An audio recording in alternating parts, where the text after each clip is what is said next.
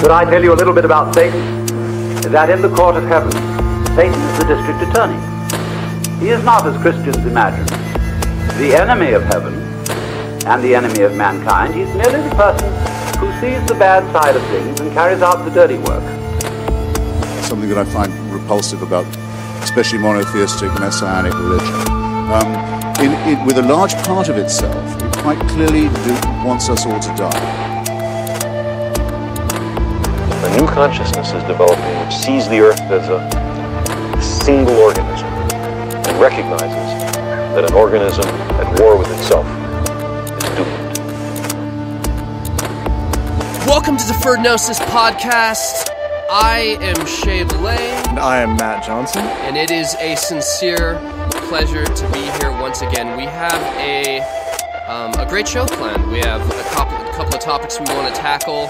We're going to have Christopher Wilke. He's an artist that I've had huge respect for. Have you had a chance to look at his stuff? Fantastic pieces of art. I mean, Fucking just mind-blowing. Yeah, very good work. Hauntingly beautiful, torturous, artistic paintings. So we look forward to an excellent interview with Mr. Wilke at the end of the show. We're going to have him on, and it's going to be wonderful. But firstly, here we are, new studio, Glass Hat Studio in Tustin, California. Yeah, We've been changing studios so often. I mean, the first one... It's hard to stay on top of, actually. I forget where the fuck we are. I'm fucking dizzy at this point. The first one said that we were bringing dark energy to the studio. Yeah, imagine that. That's just bad. You would have think that, we were casting incantations and slaying babies in the fucking studio or something like that. We weren't doing I wasn't doing rituals. I was doing rituals in the middle of our fucking recordings. You're an atheist. I'm an atheist. How dark can you get? There's nothing to it for me. Yeah, I'm not bringing anything. I'm like a blank sheet of paper. For Christ's sake. So by that, he just meant just our topic. It made him a little uncomfortable, and so we had to move on. We moved on to another guy, and he said he canceled. Studio number 2 turned out to be a little just lacking kind of in punctuality. Professionalism. And it kind of became unreliable. So here we are.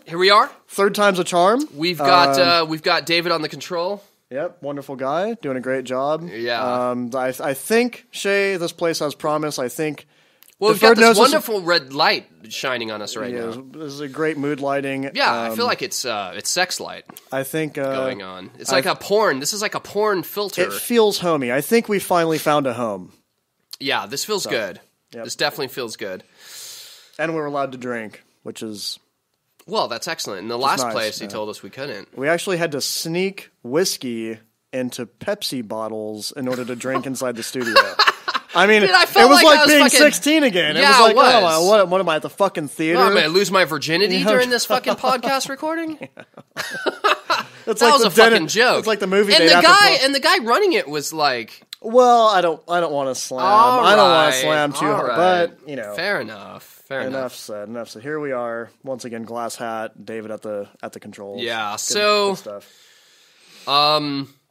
Yeah, I gotta kind of. I'm drinking this coffee to try to get into the groove. Yeah, get your wire going. It's because I had about 4 hours of sleep last night, man. Because I was with you. We were drumming up notes for this. Yeah, we were actually at the local. It was like 2 a.m. We were at the local diner eating. No, Denny's. You can say Denny's. What do you feel like you're gonna give them advertising revenue? Denny. Dinner at Denny's. Like you're afraid to say it. Dude, I had a veggie fucking omelet. We were there drumming up notes for a podcast while people are coming in like half drunk from the fucking people were local stumbling clubs. Yeah, and so I had 4 hours. Then I had to jump to my history. You had class this morning. I had class at fucking 9 a.m. Wow. And, U.S. history, it's every Saturday morning should be filled with genocide, teenage pregnancy, indentured servitude, slavery, syphilis, smallpox, the whole thing. And all of the other charms that came about in 17th? What era? 1700s, the establishment of the colonies. This is one fascinating fact that I actually learned in class. So, from the 1600s, about 1660s, to the early 1700s, the population went from 500,000 to 2 million in the colonies. Whoa. Yeah, We're yeah. talking about a four-fold increase. In about 100, 120? Yeah. So 2 million in the early 1700s. Now, a population explosion. yeah, of course. Well, These the people- average childhood birth experience, the birth rate experience, 7 per female. 7 children. 7, and 3 of which survived. But that's A survivability rate less than 50%. We've come that's not even the most shocking part, though. a long ways, guys. Rejoice. The most shocking part to it is that of the 2 million, half, 1 million, were age 16 or under. 50% of the population Is fucking 16 or 16 years or under. You can imagine the kind of shenanigans and debauchery. So our country was founded by raging, violent, genocidal, religiously fanatical teenagers. Oh. Whoa. That's quite a realization. Mind-blowing. Yeah, it is. Yeah, but it makes sense. It does make sense. I mean, with a population explosion like that, I mean, you have to have a young population. Yeah. Yeah. Wow. But So, speaking of religiously fanatical, you know, you and I have had private conversations where we've talked about, there's a lot of things going on in the religious landscape right now. right. You know, we have experiences where you have, you know, in the States, we have so much as open and affirming churches. We have gay, same-sex marriages in the Christian church. Right. And then at the same time, you have that contrasted by the extremes of ISIS Right. that are beheading people and upholding Sharia law. Right. And doing all this. And in our private conversations, we've discussed how literally people interpret these biblical scriptures, the Quran, the Bible, Old Testament and New. And you said, well, these progressive Christians, at least the ones that are in the West, these ones that uphold these progressive issues, oh, we're okay with gay marriage, we're okay with sex, we're okay with premarital sex, so on and so forth. Right. I've heard you say, well, they're not Christian.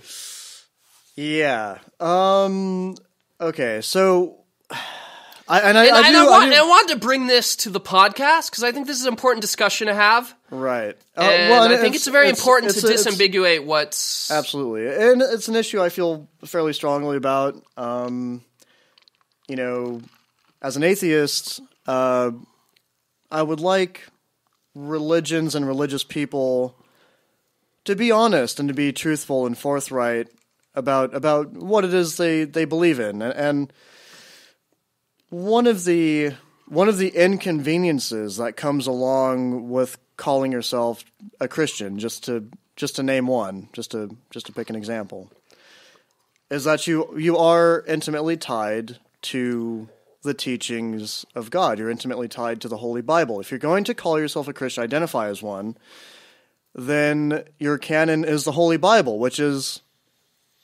promulgated as the Word of God. Sure. So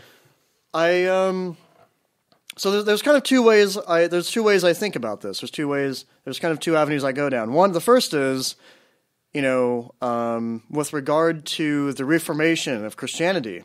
Now, there's no debate about whether or not it's been good for society as a whole. I mean, obviously, getting past the Inquisition and medieval Christianity, it's the blind murdering of drowning witches. If you drown, well, sorry, you were not a witch. If you didn't float, if you float, you're a witch, and we're going to kill you anyway, and we're going to burn you at the stake. You're fucked either way. You're fucked either way. So obviously, it's good for us as a whole that the Reformation of Christianity has taken place. It's a good thing. My contention is that I think it's tough to continue calling it Christianity, and I think that you know, if you don't look at the Bible and acknowledge the fact that it's anti-gay marriage, it's anti-homosexuality, it's anti-masturbation, there's a lot these of messages seem pretty clear to the detractors. I mean, these messages of anti and violence, they almost seem clear. They seem clear to even a lot of the practitioners, Sure. as well. There seems to be a uniform understanding, Right. that there is a underlying intolerance, nastiness to the whole thing, and let's not even touch the old. I mean, even in the New Testament, sure, but in the Old Testament, you don't find a lot of preachers these days talking about these darker aspects of the Bible, and rightfully so, because they know that it's going to lose popularity. Don't fucking work. It doesn't fucking fit. work today. So here we have, what do we have? We have an example of religion which is conforming to the progressive society around it, right? This is not, these progressive ideas did not come from Christianity. They came from the intolerance of the general human consciousness of these nastier aspects of the religion. So, so that's kind of the first vein in which I appreciate the Reformation of Christianity, in that it's better for us as a whole, clearly, resulting in less human suffering and the destruction of human capital. Sure. On the other hand, my contention is that it's not intellectually honest to have this Reformed Christianity to any longer maintain this label, this Reformation, this label and still no call yourself longer... a Christian. Yeah, I mean, if you have to, And I you wanna- have to face the book, because you cannot rewrite the Bible. Remember, Sure. this is an inflexible doctrine. This is the Word of God. This is, and people will debate and say, yeah, well, Okay. it was translated, and people, I want to find. I want to find the importance of us asking that question. But firstly, Sure. some examples that I've had in my personal life. I've known Christians that have read the Bible front to back, Old Testament and New. They're absolutely progressive. They interpret the metaphors of the Bible. Well, they interpret it as metaphor that has a completely progressive outset. So they're okay with homosexuality. They're okay with accepting others. They're okay with interfaith unions. I think what you see and a lot things of like that. They'll look at the darker stuff. It's cherry picking, I'm afraid. So they'll kind of look at the darker stuff, and they'll say, "Well, that's hey, that's metaphor. You're not Sure. you're not interpreting that properly." Well, they don't interpret it as But the as miracle dark stuff at all. is true. They interpret it in a filtered context. And I've had Mormon friends even that have been very open to me, very kind to me, that I could call very good friends, and completely open to my lifestyle. Obviously, I'm a Satanist, so Right. we were able to forge a very close friendship. But at the end of the day, they believe that you're going to burn in hell. I mean, Well, actually, I believe I'm going to one of the three. Actually, as I understand in Mormon religion, you actually get to one of the three heavens unless you did really, really, really fucked up shit. really nasty. Okay. Then you go to outer darkness. But other than that, you go to a lower heaven, which is absolute fantasy land. So you go to heaven no matter what. Most murderers actually get to heaven, too. That's convenient, yeah. Yeah, that works out, It's actually not that Why bad. not? A bad deal. But in my experience, I've seen this, and I have to say, I believe... I understand what you're saying, that we can't have... Christianity used to mean this a few hundred years ago. And it used to be a literal interpretation of the Bible. Yeah. And we used to have these situations. But I believe there has to be room for an evolution of these religions. Because you're not going to wipe the religions completely off the face of the earth. You're not going to delete the luster that exists for these people to gravitate towards these religious faiths. Yeah, you're not going to remove them. I think so. I want to give room for Christianity to evolve. I want to give room for Islam to evolve. It needs to happen a little faster. we don't have as much time with Islam as we did with Christianity. The technology is much more advanced and destructive. No, we need things to happen a little faster. Right. But I think we need to give room for these things. Now, actually, Shea, I think that the evolution of religion is an inevitable consequence of the underlying good human nature. So I think that's going to happen regardless. So we're going to do, Christianity is going to do to itself what it's been doing, which is to get away from the nastier stuff. Just because people by and large tend to not have a bloodthirst for each other. I mean, most people don't want to go out and maim other people. So you're saying it's as a consequence of modernization Yes. that religion is forced to follow suit. Religion is going to conform in such a way that it's nastier aspects are going to filter out over time, I believe, just as a natural consequence of a slight human goodness. So over time, the slight human goodness multiplies out. Wait, are you saying there's an innate human altruism? There's an innate kind of leaning towards... Oh, yes. Oh, absolutely. Well, I mean, us as social beings. So, and it's really just a matter of how we define our in-group and out-group. So I think that humans naturally have a positive inclination, a helpful, cooperative inclination towards people in their in-group, right? I mean, this is how we survived in tribes and kind of got along within our homogenous tribes and communities, right? Yeah, sure. Now, there is, of course, the other end of that where we have the capacity for great hostility towards peers or people in the out-group, right? So other tribes, other religions, what have you. So we're not totally safe from division, but I think what's happening with modernity and what's happening as society evolves is we're starting, people in general are starting to expand their in-group to include other people that in previous generations and in previous centuries would not have been included in it. And so as a consequence of that expansion of the in-group, we're going to see a greater dispersion of this cooperation. And it's in that mechanism that we will see the extinguishing of the real destructive attributes that religion, religions Sure. would foist upon us otherwise. Sure. But we see similarities between medieval Christianity and, say, ISIS. There is a literal interpretation of the Bible, Right. or in this case, the Quran. Sure. Sharia law. Yeah, The whole deal. the problem of ISIS is actually that they're taking their religion a little too seriously. Conversely, did you see the bashing of the artistic artifacts at Mosul? God, that dude. fucking hurt, dude. I actually just saw that last night on Facebook. That was fucking painful, dude. They're taking sledgehammers Oh my to god. ancient artifacts. That these hurts. guys, That and they're fucking hurts, dude. they're standing around with their smartphones and they're filming it and they're It's painful. It's absolutely Can we just dreadful. have a moment of silence, just a few moments here to Sure. acknowledge the destruction. Yeah. So, right. So, kind of getting back to orthodoxy and religion. So you see the similarities between medieval Christianity and Absolutely. current ISIS right now. Yeah. And it took roughly 300, 400 years. We had to hit the Enlightenment. We had to hit certain revolutions.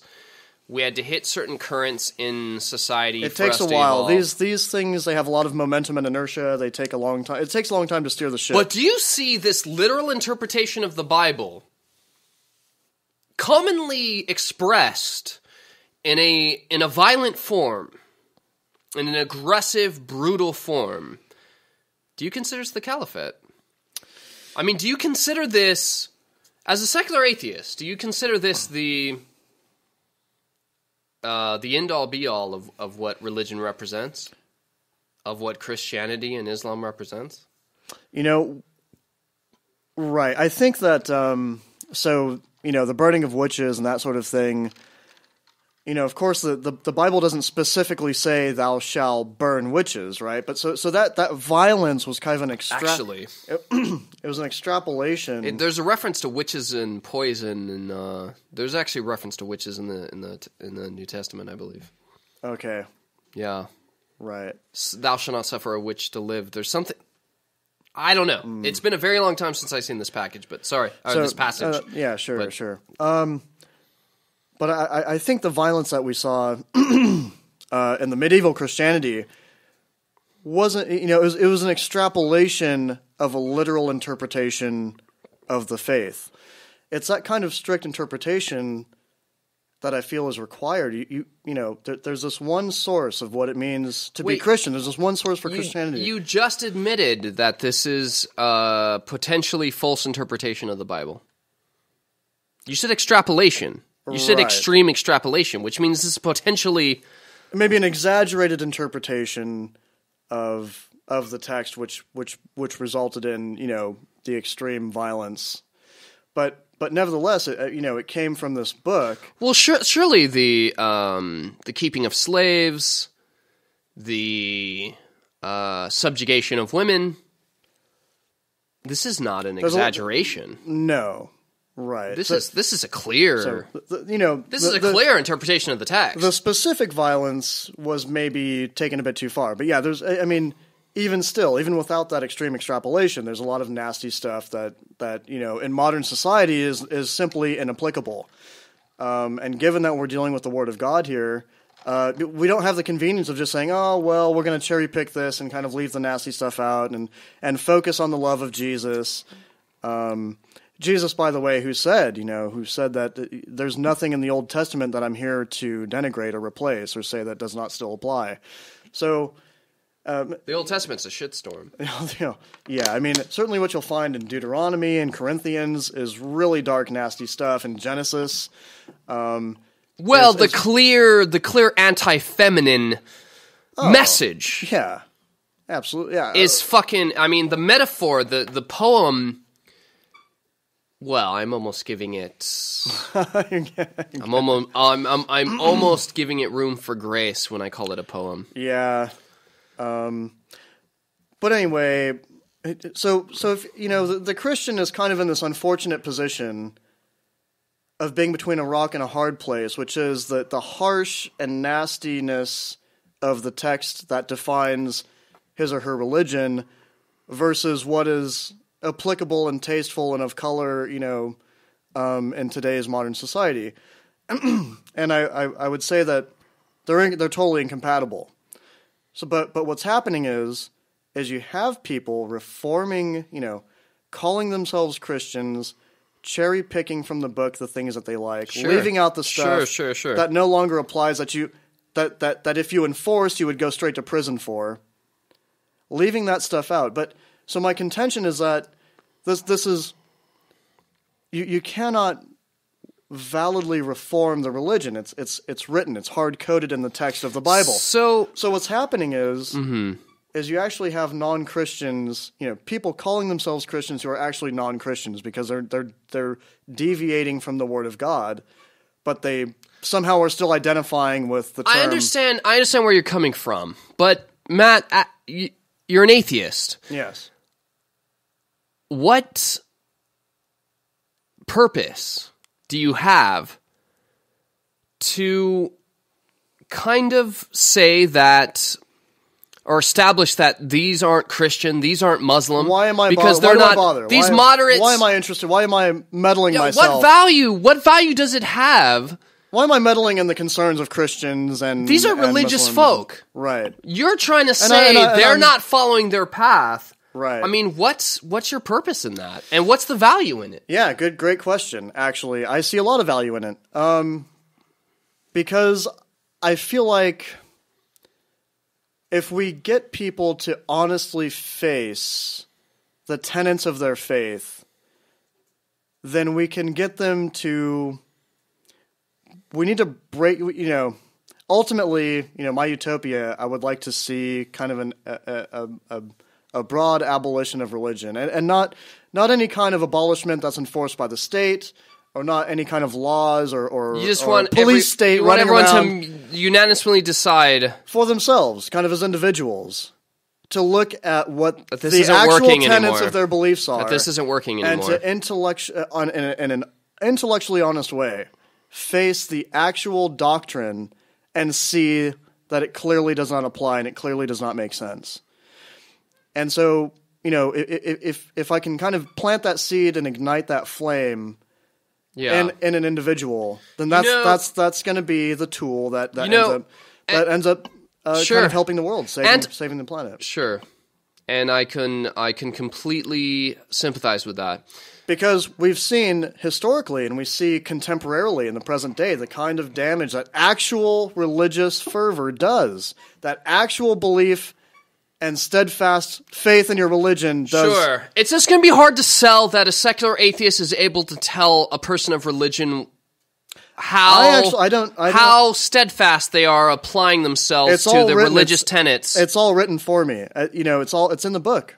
It's in the Bible. Read it. What about the deistic approach? What about Thomas Jefferson and the Enlightenment that occurred in the early times of the colonial period and in the Renaissance? Jefferson did a great thing. He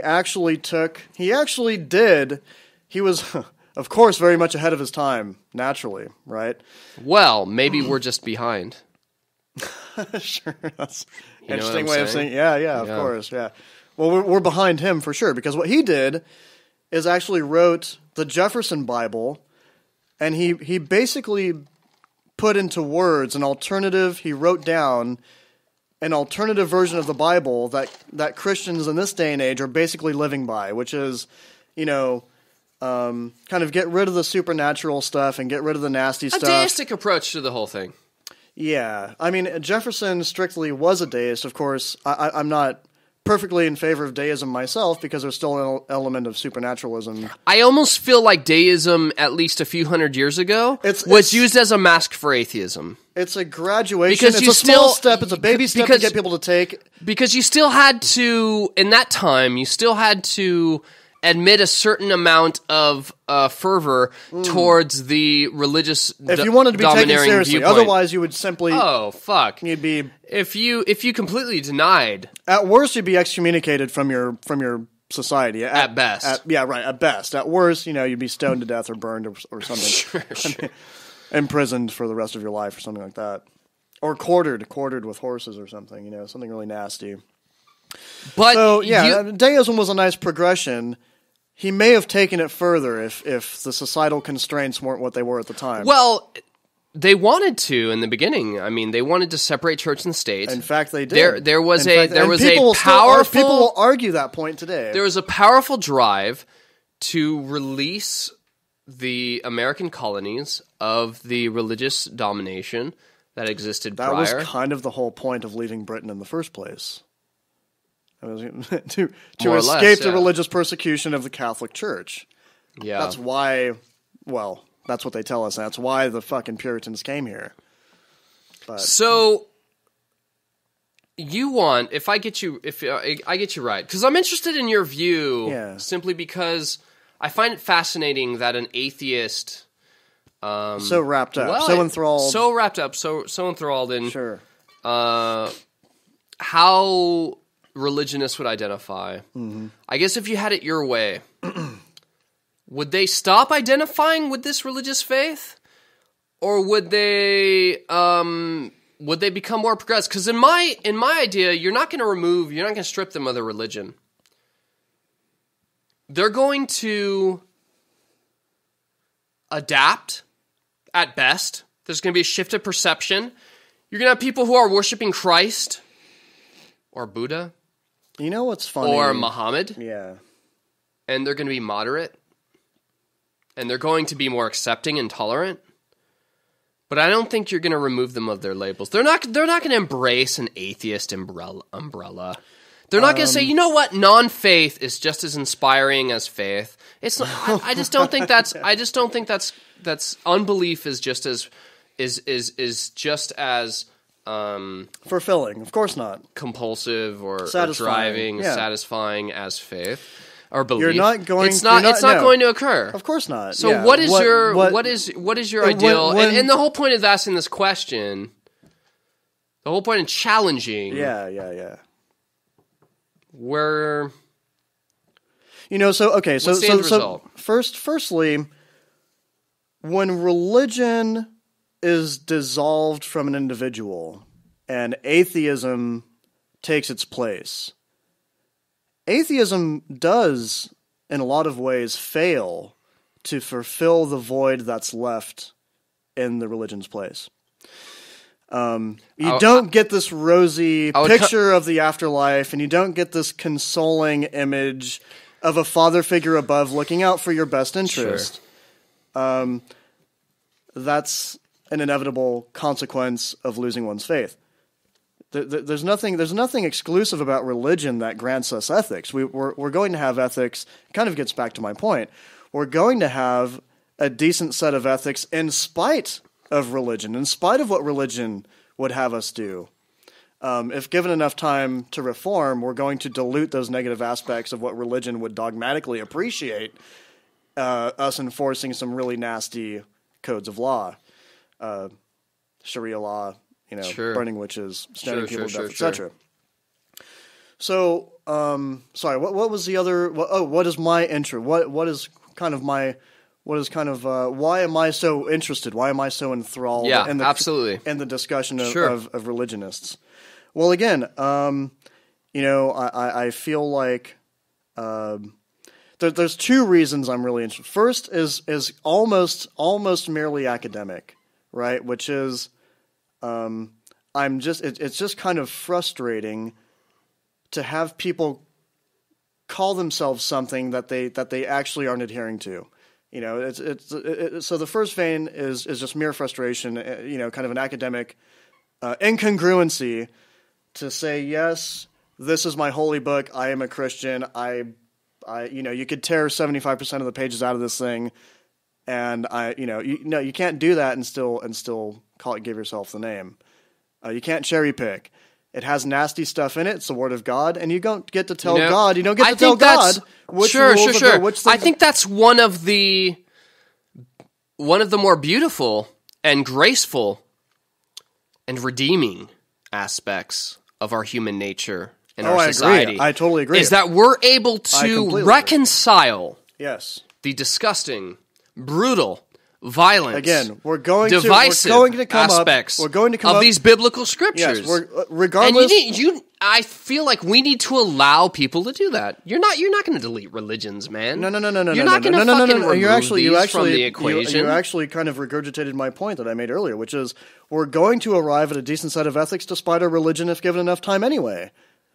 But the point is, it's no longer the religion. It's no longer Christianity. If you're going to allow gay marriage, and if you're going to allow sex before marriage, and if if you're going to give women equal rights and the right to vote and all this and that, you're no longer a Christian, because in the book it's very explicit, it's very clearly stated. None of these things are Christian ideas.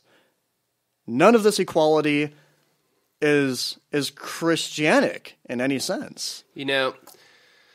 So it's safe to say that in a conclusion type sentiment, conclusory, that although these may not be parts of the original biblical interpretation, you're actually in favor. I am more than happy for people to evolve religion in that direction.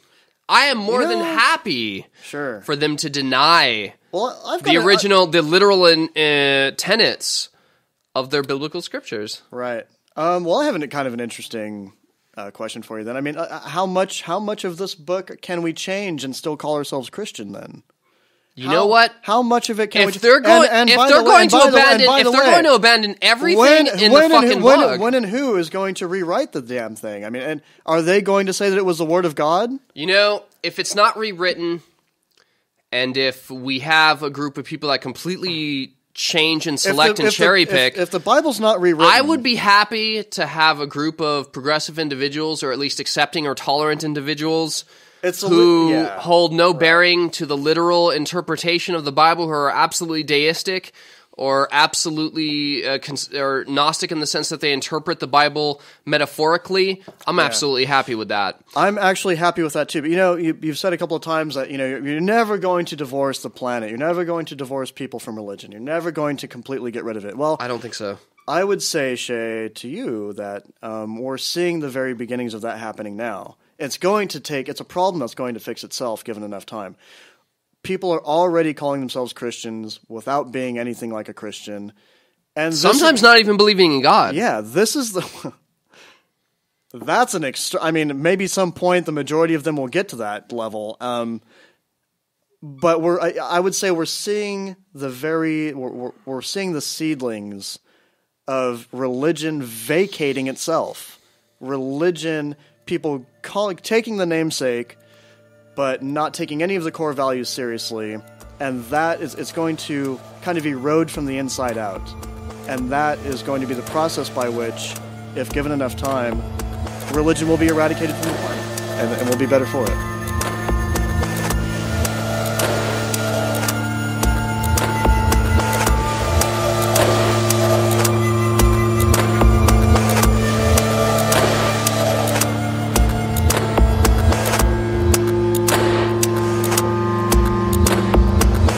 So for the artist segment, we're going to have Christopher Wilke, my good friend. I've known him for some time. He's an absolutely amazing painter. You've had a chance to look at a little of his work, right, Matt? Yeah. No, actually, I've been kind of going over his DeviantArt page here. Really mind-blowing work. Some fantastic So I'm pieces excited. there. I've decided to bring him on just because he fits the bill for the kind of darker the better. Absolutely. So... Dark art, to be sure. Yeah, so without further ado, let's kind of get him on. And Chris, are you on the line? Hey, I'm right here. Thanks for having me on. I appreciate it. Yeah, so how are you? Where are you right now? How are you doing? Right now, I am in my basement at my house, and I'm doing very well. How are you guys doing? Oh, we're doing pretty good. We're getting acclimated to a new studio. It's a pleasure to have you on. I've been familiar with your work for some time, and I understand there's a kind of multi-layered approach to what you do, but without all that notwithstanding, there's a level of skill involved with your work that is absolutely impressive. I appreciate that. Hauntingly beautiful work. Very talented artist, and your images are, like I said, absolutely haunting. What's your experience? How long have you been painting? How long have you been expressing yourself in this medium? Well, I discovered I was an artist I was probably about 4 years old. It's one of my earliest memories. I don't have a really good memory, so going back to the age of 4 is about as early as I can go. And I was sitting at the kitchen table with my father. He had off from work the one day, and he asked me, I was drawing some pictures, and he asked me to draw a picture of him. So very reflexively, I put the piece of paper between the two of us, and I drew him with my pen or my pencil or whatever I had, and I drew him upside down so that he could see it across the table from me. No. And I remember that he was really astonished by the fact that I did that, and I remember being really confused by that because it seemed very natural to me, because if somebody's sitting across from you, obviously you want them to see it, so that's the way I did it. And after that, into my teens and my 20s, when rebellion sets in and you want to express yourself, I decided that that was the best way to do it, because obviously I had a talent for it and I had a passion for it. Actually, passion is the way I define talent. I don't think anybody's born with skill. You just have something you're passionate about and you develop your skill, you cultivate yourself. After that, I started getting into painting. I had a private tutor for a while that was actually a spy for a covert Christian operation, which I can talk to you about if you want.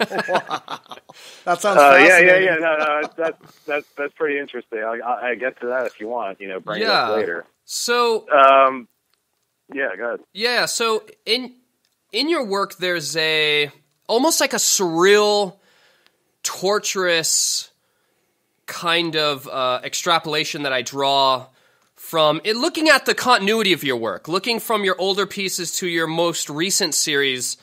There's almost like the torturous figure that seems central to a lot of your work. How is this tied to that kind of? Has this evolved from your adolescent kind of oppositional, adversarial, rebellious phase? Is this an evolution of that? Or how has this evolved since then? And what is with the almost like the portrait, the solitary, torturous figure? I get an anti-hero feel to your work. Is this accurate? I think that what you're trying to get at, which is what a lot of people ask me when they interview me about my work, is it autobiographical? And it definitely is. And I definitely use my own features in a lot of the faces that I paint. And I paint generally figures and faces, and they generally look like me in a little bit. Yeah, I've noticed that. I think I think that it is an extension of an adversarial tendency that I've had since my teenage years, but I don't want to say that they're completely autobiographical because, it is a character, it's an extension, and, that extension of myself is definitely drawn upon from magical purposes like evocation or the supernal triad or trying to get in touch with the inner genius or whatever you want to call that thing. That's generally the portrait that I'm trying to paint when it's a portrait type of painting. So I don't think that adversarialism is generally as important to me now because, I'm 34 at this point. But I think that antinomy is definitely important. Just the looking at all sides of a spectrum and seeing that all sides work, but all sides are adversarial to each other, and I find that fascinating. Okay. So, being that it's autobiographical in a sense, that's an attribute to the work, I noticed in a few of these paintings, like the Philosopher's Stone, once again, absolutely fucking stunning work. But like in the Philosopher's Stone, ruins, in these particular pieces, there's a disfigured character. There's a torturous disfigured character. How does that play in autobiographically? Does this coincide with your story in some way? You did mention magical evolution, evocation. Does this tie into like a spiritual story that you have? Sure. I realized I actually did very early on what it's recommended for magicians to do very later on, where I created my own religion in my teens. And I created characters for my art, and then I realized that I actually believed in those characters to such an extent that they were becoming a part of me, or was simply a part of me that I was externalizing. You're going to see a lot of similar themes in my work where we have an elongated phallus type of appendage off the back of the head. Off the back of the head, yeah. No mouth, one missing eye, things like that, or a demon or a godhead playing puppet master over a more human form. Yeah. And these things are very inspired for me through my experiences with evocation and astral projection. Very often what I find is that I'll create a piece of art or a painting, and then I'll find that I don't really understand what it means until several years after, and I'll be sitting in my basement, which I am right now talking to you, but my brother will be sitting across from me drunk, and he's my heterosexual life partner. He's my Twiggy Ramirez to my Marilyn Manson. And, I'll be drunk here and he'll be drunk there, and we'll be sitting there, and I'll all of a sudden realize what one of these paintings actually means on a philosophical basis, and I'll be blown away by the fact that I painted that way before I understood what it actually meant. And I think that my most recent representation of Vegas, which is on my website, is a really good example of that. So when did you get into because it seems like the occult has a heavy significance in your work, and more specifically from the occult, I extrapolate a left-hand path, that is to say satanic, Luciferian, or what have you. I get a dark aesthetic, a dark satanic aesthetic, left-hand path aesthetic, because I noticed you in a painting or two, you also have the clipot. You also have other occult symbolism. When has that started playing a role in your life, and how serious has it played a role in your spirituality? Well, honestly, I came to I guess what most people who are members of the Church of Satan or some satanic organization are supposed to say is that they came across the Satanic Bible when they were 13 and they read it and they realized for themselves in it. That seems to be the general PR approach to the whole thing. Well, I'm gonna skew that a little bit because I like being honest, just to fuck things up a little bit. Please do. And so I'm in the right place. I was 14 or 15 actually, or maybe even 16. I don't even remember anymore. And I was praying to God because I was in a really bad situation in my childhood, and I realized all of a sudden that I was praying to the corner of my wall, and the corner of the wall wasn't going to help me. It was like talking to Santa Claus. And I was like, you know what? Maybe if God doesn't have anything to offer, maybe the devil does. Let's try it out. Let's go to the other end of the spectrum and see what happens. Was this before your exposure to the Satanic Bible? It definitely was before my exposure to the Satanic Bible. And the interesting thing is, I lit a candle because I realized just intuitively that the devil needs ritual, so that's all I had available. And I prayed to the devil. And I'll tell you what, not any more than 2 weeks later, the Satanic Bible fell into my lap.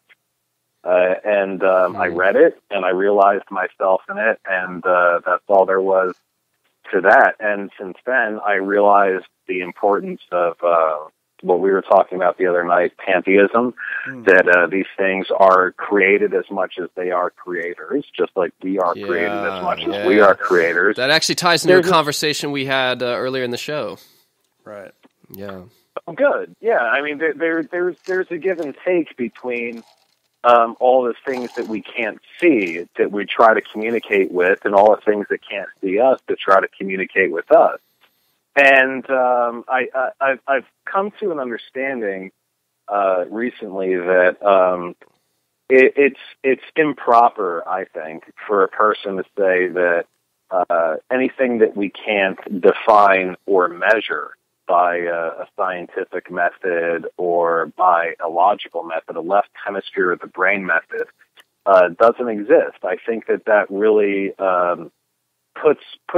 it limits the ability for a person to see their reality. If you have to have a definition for something in order to experience it, that definitely limits your reality. So you champion the subjective experience. I definitely champion the subjective experience because I think that the scientific method is a subjective experience, and I'm going to go into this a little bit if you want me to. Sure. I think that the occult is prototypical of all the hard sciences that we have nowadays, so that when we talk about sciences that are yet to be discovered, I think that that's basically a misnomer. I think that the occult is prototypical of hard science, philosophy, and religion. And I think that if you look at the occult, it gives you the basis of those three, if you want to call them sciences or belief systems or whatever. But I mean, what's the difference between science and religion? It's basically two very different and very creative ways of trying to explain the universe that we live in. And neither one can be proved. And I think that if you measure something and say, well, it has to be measured in order to exist. I tend to agree with you. The other direction. Or if you look, I'm sure you do, and I'm sure that Matt doesn't. Yeah, I don't mind being kind of the oddball. Contrarian. Yeah. Once again, I find myself repeatedly in this situation. That's okay. I don't want to interrupt you. Please go ahead, Chris. No. It's totally fine. But so by calling it prototypical, are you saying that the origination of these sciences comes from an occult understanding? Absolutely. I'm saying that totally with you on that. What we call primitive man had an occult understanding of the universe that was written down in symbolic terms because these people were wise enough to understand that the only way that this information could be translated through the ages was through art, was through the right hemisphere of the brain. Yes. It was through symbolism. It was through the subjective experience. You're not going to translate something through the left hemisphere of the brain, which is time, language, and mathematics, because that changes over time. The one thing that does not change in human evolution over time is the right hemisphere of the brain, the subjective experience. So they gave us art. They gave us the pentagram. They gave us the cross. They gave us astrology. They gave us alchemy. All those things developed from the very basic occult understanding of the universe, and we grew our sciences and our systems of control vis-a-vis religion out of that. And these have been the most permanent symbols in our society. These have and they've built our society. They're extremely important. I'm not going to say that they're not, but some are systems of control. Some are ways for the people that want to be in control to box us into a corner, and some are ways for us to expand our consciousness. It simply depends on how you look at those, on how you look at those systems per se. Okay. So occult being the prototypical standard for our current sciences, how do you feel about that, Matt? Yeah, sure. For a long time, of course, in primitive man and human history throughout time, there is something, of course, very human, very rich and cultural about religious mysticism, religious experience, the arts, the languages. We have this, I don't want to say it's unique, but certainly the most profound expression of emotional dearth is in the human animal. We have this intellectual capacity as well. And Chris, you're making reference to kind of right hemisphere and left hemisphere type of stuff. And for metaphor, I think that serves us well. But being human, we're kind of this unique complexity. We have this advanced intellect. And so sure. So what the arts and what metaphorical expression and what religious symbolism has done for us is an expression of how rich our internal experience is, how rich the subjective experience is as a human being. And certainly myself personally, being on the secular side of things, I do not wish to strip us of that poignancy, of that very central kind of core experience and expression. Well, of course, otherwise you're no longer human, you're a machine at that point. But having said that, I think there's a big difference between the kind of the subjective experience and the objective experience in terms of how we can go about clearly defining reality.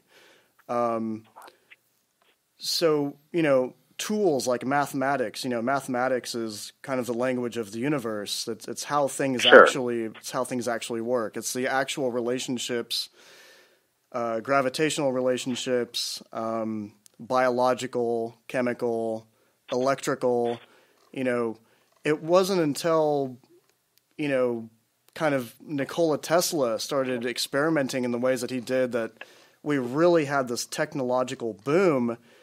And this technological advancement came in a way that was not going to come from the primitive man with all of the religion and mysticism he had in his toolbox. It was not going to come from there. It had to come from an objective science, from a mathematical understanding. All the prayer in the world was not going to do that. Despite the fact that so much occult significance has been drawn even from Nikola Tesla, though. Well, it's true, and we have to remember that Nikola Tesla was really undermined by Edison, who was really the industrial engineer of the modern age. And businessman. Nikola Tesla was the theoretist, the theorist. Sure. And what we have to remember is what I'm talking about is a correlation between the left hemisphere and the right hemisphere. I'm not talking about one to the exclusion of the other. I'm not saying that math is bad. I'm not saying that science is bad. Sure, yeah. But what we have to remember is that Galileo, who is the father of modern science, which is simply just another system that we have for understanding the universe, which is predicated by the occult. When he died, they found that most of the books in his library were on alchemy. They weren't on anything else. And in the occult, you not only have alchemy, which gave us chemistry, you not only have but you also have astrology, which gave us astronomy, you have religion, which gave us philosophy. Right. It's all human creativity at the end of the day, isn't it? I mean, it's all That's it. Whether everything is subjective. Yeah, so Chris, I wanted to return back to your work, and looking over your pieces, I noticed not with similar occurrence to what I think what you're calling the autobiographical pieces, portraits. There's a female figure. You seem to be kind of fair-handed in depicting the male and female kind of dualism. Well, and actually, I was kind of sorry, Shea, to interject, but I was actually kind of thinking this, looking over some of these pieces. You know, the male figures tend to be the ones that have some sort of disfigurement about them. Yeah, good point. The female figures, they're not disfigured, but there's a very specific look in the face of these women in your work. Almost like a deleterious... But you treat them distinctly differently, it seems. But it seems like the female figure may also be the same. Is this a muse of some sort? Yeah, that's where my work gets to an autobiographical point. I had a female in my life, and I hit a crossroads.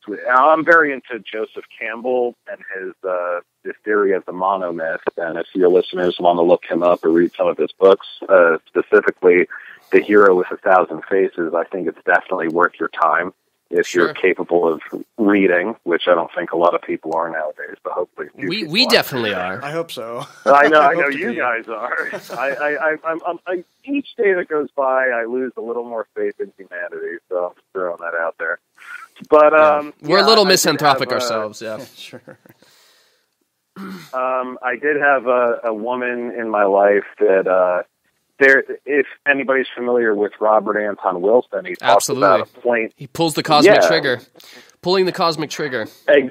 Exactly, and he talks about a point in the magician's practice where he runs into a place where the math no longer matches the terrain. And what happens with that point is, well, for me, and this is why it's an extremely personal experience, and that's why the math doesn't match the terrain, is because the woman was somebody that I was supposed to end up with, and it just didn't work out. And that's where, I hit what Aleister Crowley, I guess, would call the abyss. It didn't work out. The map no longer matches the terrain. And I had a point in my life where I had achieved everything that I thought I wanted except for that one thing. And then that one thing ended up being unachievable. And so I think that's why the continence of the female in my work is definitely concrete, is because being a male, I take the subjective, whatever the holy guardian angel is in Crowley's work, and I objectify it. I noticed a piece here, Sant Anhedonia and the Moon. And in this figure, I see the red moon, I see some Luna, female empowerment, the blood moon, the cycles, the women connected to the sacred cycle. But she also has a very scornful expression. Is this tying into what you're telling us now? Yeah, that was kind of my way to let her go. That was my painting to that, along with the Empress, which was a very specific set of circumstances that happened to me. But Saint Anhedonia and the Moon, Anhedonia means the inability to feel pleasure. Oh, I'm familiar. I'm very familiar. I'm sure. And, the fact that she has her shoulder to me and she's looking back at me and she seems to be headed into the red moon of judgment was simply a way for me to express, I don't have to have her, but she was leading me somewhere, and that's what's important. And that was what was important for me in my personal life to figure out. What's the symbol that's used in, for example, in the Philosopher's Stone, that symbol that's on his right hand, that is the symbol of the Philosopher's Stone, is that correct? From what the alchemists have put forward, yeah. I've seen this in a few of your works. What's the importance that plays in the continuity of your work?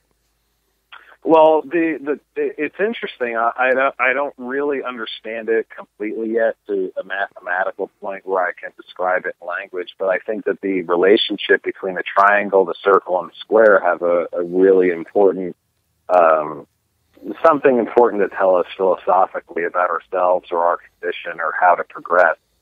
And I put it on the hand so that it was engraved, and it looks like I tried to make it look like, hopefully it translates well in the image. I tried to make it look like I was whispering into it and at the same time listening to it. I see.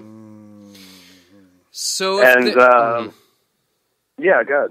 No. Finish your thought, please.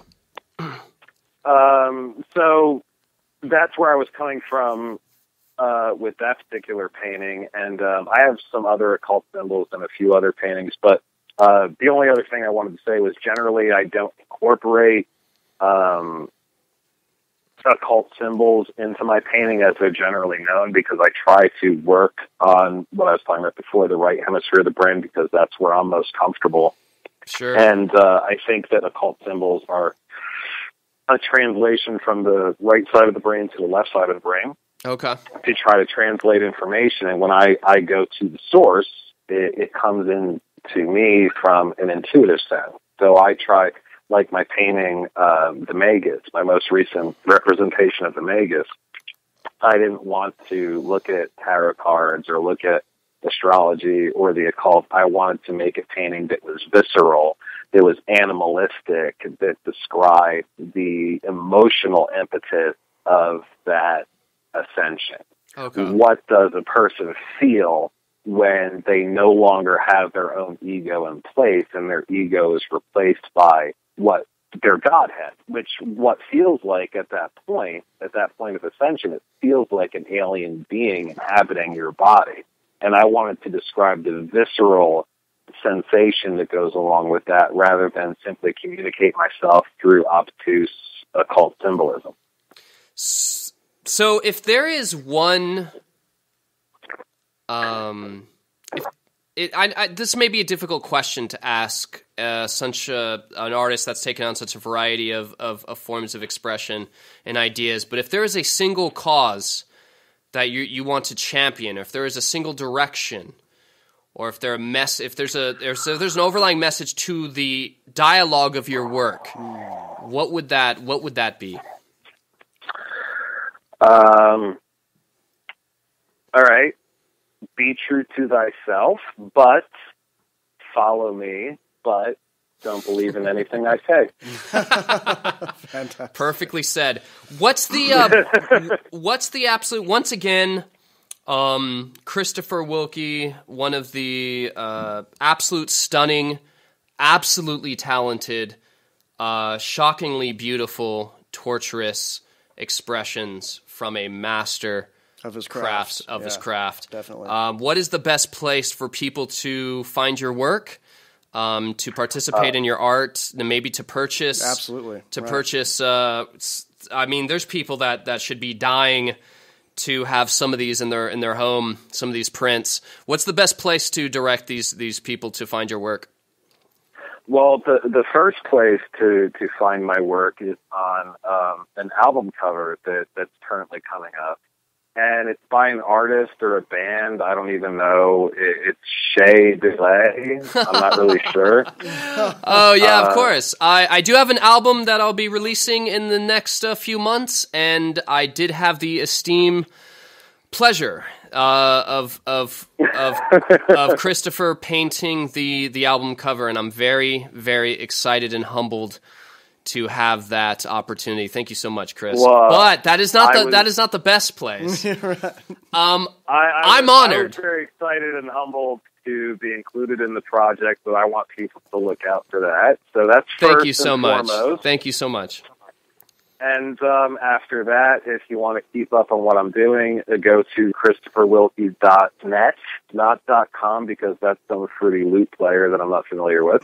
But ChristopherWilke.net, WILKE.net, and you can check out my paintings and see what I'm up to, and I got links to Tumblr and Facebook and all that on Okay, we'll shoot all of Chris's links in the description for the podcast so you guys can reach him. Is there anything else you want to add, Chris, before we end things? I'm in love with you, and I hope that we can go out on a date when I come to visit California. The next time you come to the West Coast, we're all going to have a group sexual experience, and you're going to make a torturous, a disfigured painting of it later. Hey, listen, is Matt involved in that? Absolutely. Yeah, absolutely. Yes, Are you absolutely. kidding me? Nice. Yeah. Chris, I love you. I love your work. You've been an inspiration Thank you. for so many years, and I hope many people gravitate to your work and are also as inspired as I've been. Likewise. I appreciate Okay. it. Thank you for having me. No, Chris, thank you so much. Have a Pleasure to have you here. have a great night. Take care. You too. Hail Satan. Hail Shea. Bye. Thank you for listening and lending your ears to the Deferred Gnosis podcast. Please use the contact information in the description below. You may reach us at deferredgnosis.com. You may also find us on Facebook, Twitter, SoundCloud, iTunes, etc., or reach us by email at deferredgnosis@gmail.com. Please send us your topic ideas, suggestions, things you might want us to discuss. Help us carve out a niche of truth, reaching some ground just on the edge of the fringe. And if you're a musician, a writer, a poet, artist of any kind, please feel free to send us a link to your work, audio or otherwise. We'd be more than happy to plug your work and possibly interview you for the show. But remember, we have a penchant for the subversive, so the darker, the better. So we're going to close out this show with a song called Eulerian Path by Anagnorices. It's wonderful black metal out of Louisville, Kentucky. I hope to interview them in a future podcast, but you'll find their information in the description below. Thank you for listening. And highest cheers from Deferred Gnosis. Ave hails as above, so below.